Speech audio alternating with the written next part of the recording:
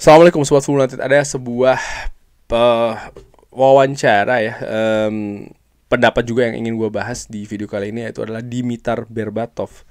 Dia memberikan pendapat terkait dengan Benjamin Šeško.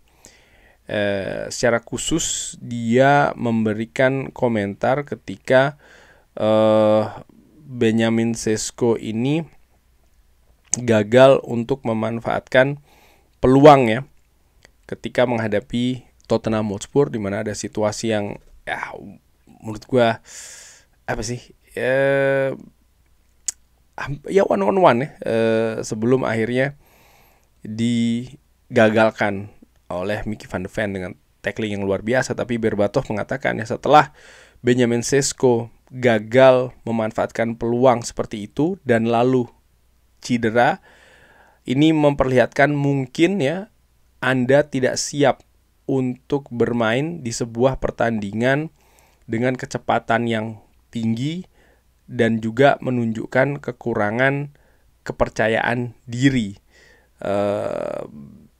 Kurang lebih seperti itu ya apa yang dikatakan oleh Dimitar Berbatov.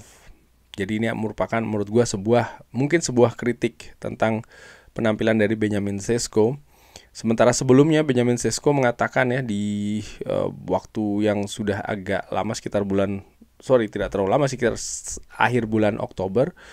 Pertama-tama ya terkait dengan Benjamin Šeško, Anda harus mengetahui rekan-rekan Anda harus berbicara dengan mereka. Kalau Anda melihat ada sesuatu yang tidak bekerja, dan Anda harus berbicara dengan mereka di atas lapangan, karena Benjamin Šeško ini merupakan seorang yang sangat kuat. Dia bisa lari, dia bisa mengcover beberapa ruangan ya, dan dia juga bisa menahan bola. Ini yang disebutkan oleh Berbatov juga. Kalau Anda marah ya Anda harus menunjukkan kemarahan itu juga dengan dia ya. Dan ini bukan suatu yang personal, tapi bagaimana Anda bisa mendapatkan support bola yang bagus ya, dan berusaha untuk mencetak gol. Ini yang dikatakan oleh Berbatov sekitar bulan Oktober, dan ditambahkan juga setelah pertandingan menghadapi Tottenham Hotspur ya, saya ingin berusaha untuk suportif. Saya memiliki simpati dengan situasinya. Iya, Šeško butuh untuk bermain lebih baik ya. Mungkin mengambil bola atau ya mendapatkan bola lebih banyak untuk dimanfaatkan dengan kaki kirinya, di mana dia sering sekali ini menyelesaikan pemain-pemain belakang. Artinya bagaimana dia ini bisa mencetak gol lebih banyak seperti itu. Tapi kita juga tidak bisa mengabaikan bagusnya tackling dari Mickey van de Ven. Ini luar biasa. Oke, ya gue juga pernah bahas sebelumnya bahwa Benjamin Šeško ini akan menjadi sasaran yang mudah gitu bagi media Inggris, bagaimana harga dia yang mahal, lalu kontribusi dia gitu ya.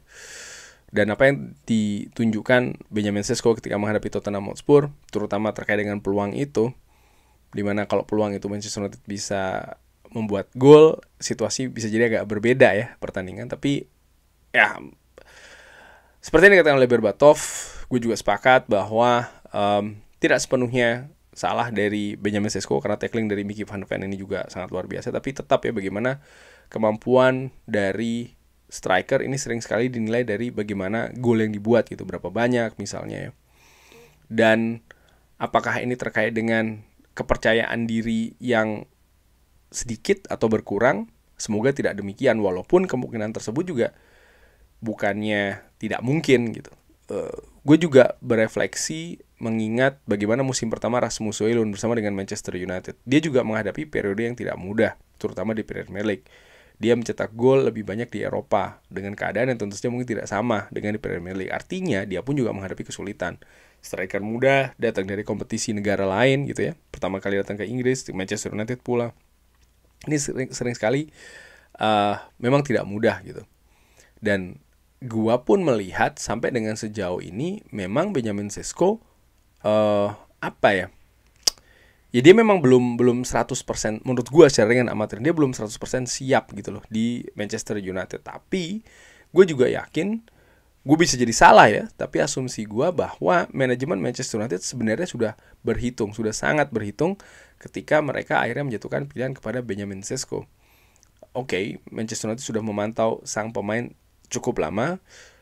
Christopher Vivell memiliki hubungan ya dengan Benjamin Sesko secara tidak langsung, artinya dia pernah bekerja di Red Bull Group ya kan, artinya memiliki data informasi yang bisa menunjang mensupport keputusan untuk mendatangkan Benjamin Sesko. Tapi fakta lainnya bahwa ya dia pemain muda, datang di Premier League, bermain di Manchester United dengan segala tekanan, keadaan, dan juga beban. Ini bukan hal yang mudah. Dan kalau gue sebutkan seperti itu, tadi gue juga sudah sebutkan bagaimana contoh nyata ada pada Rasmus Højlund. Tapi apa yang dibutuhkan oleh Benjamin Sesko saat ini adalah support. Sesimpel itu. Bukan hanya support, ya bang dia harus lebih banyak mendapatkan crossing, dia harus mendapatkan bola terupas dan lain-lain, hal-hal yang teknis. Iya, tapi yang lebih penting lagi support untuk kepercayaan diri. Ini penting sekali. Contohnya itu tadi ketika menghadapi Tottenham Hotspur. Ada situasi tidak sepenuhnya ya kepercayaan diri berpengaruh di keadaan itu, tapi ada hal yang tidak sedikit juga, yang besar juga peran dari kepercayaan diri di situasi tersebut. Terutama bagi seorang striker di klub sebesar Manchester United memiliki peluang seperti itu gitu ya. Ya kita bisa berbicara tackling dari Van de Ven memang luar biasa, tapi itu juga merupakan ujian menurut gue bagi seorang striker Manchester United. Dan bahwasannya dia akhirnya mendapatkan cedera juga. Ini sebenarnya sesuatu yang juga mengkhawatirkan gitu ya. Gue berharap tidak sampai ada frustrasi atau seperti apa bagi Benjamin Sesko. Bagaimanapun juga dia adalah pemain Manchester United, dia pemain yang memiliki potensi besar, dan ya fans juga sangat layak menurut gue ya, berharap banyak dengan pemain ini, pemain yang ketika hadir, ketika disepakati, ketika here we go ke Manchester United disambut dengan sangat positif gitu. Seperti juga pemain-pemain yang lain sih, tapi tetap gue berpikir dia butuh waktu. Apakah setengah musim, apakah 1 musim? Bisa jadi seperti itu menurut gue ya. Jangan buru-buru dijudge sih menurut gue.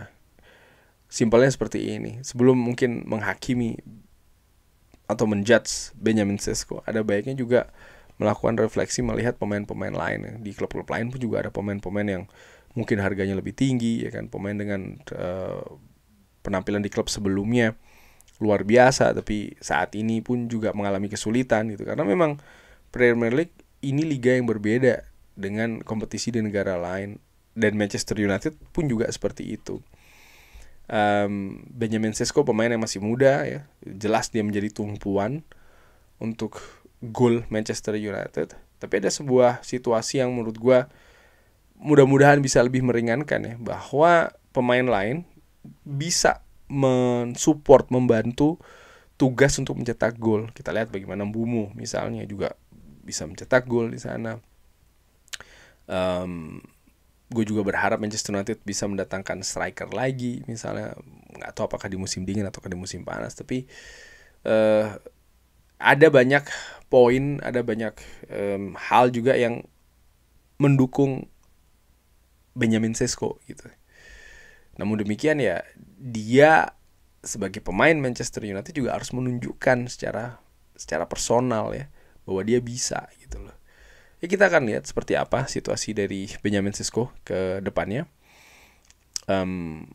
Gua teringat salah satu wawancara dari Dwight Yorke yang mengatakan itu tadi, bahwa striker itu simpel sih, media fans akan melihat dari gol yang diciptakan. Kendati pun fungsi dari striker, kalau kita berbicara dengan ya Benjamin Sesko bermain baik, dia bisa mengcover posisi lain, ya itu fungsi juga, tapi jangan lupa tugas utamanya tetap adalah mencetak gol, dan dia akan dinilai ya dari gol yang diciptakan. Kurang lebih seperti itu. Bagaimana menurut Sobat Football United Benjamin Sesko? Seperti biasa silahkan drop di kolom komen. Terima kasih sudah menyaksikan. Jangan lupa like, sholat, dan juga subscribe. Wassalamualaikum warahmatullahi wabarakatuh. Thank you.